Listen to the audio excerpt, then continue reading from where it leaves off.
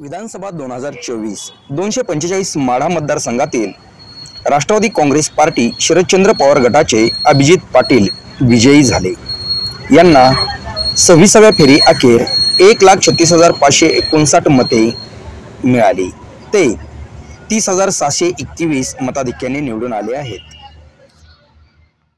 त्यांचेच प्रतिस्पर्धी अपक्ष उमेदवार रणजित बबनराव शिंदे यांना 1,05,938 मते मिळाली। तर राष्ट्रवादी काँग्रेस पार्टी अजित पवार गटाच्या ॲडव्होकेट मिनलताई साठे यांना 13,381 मते मिळाली असून राजेश खरे यांना 4,741 मते मिळाली।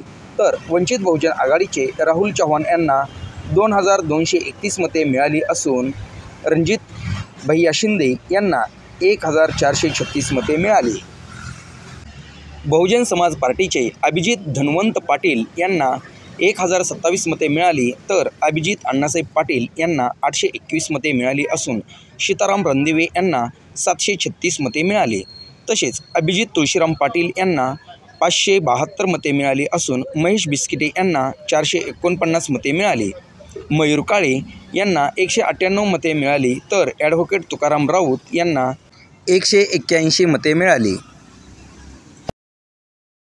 त्याचप्रमाणे वरीलपैकी कोणालाही आमचे मत नाही यांना 924 अर्थात नोटा यांना 924 मते पडली।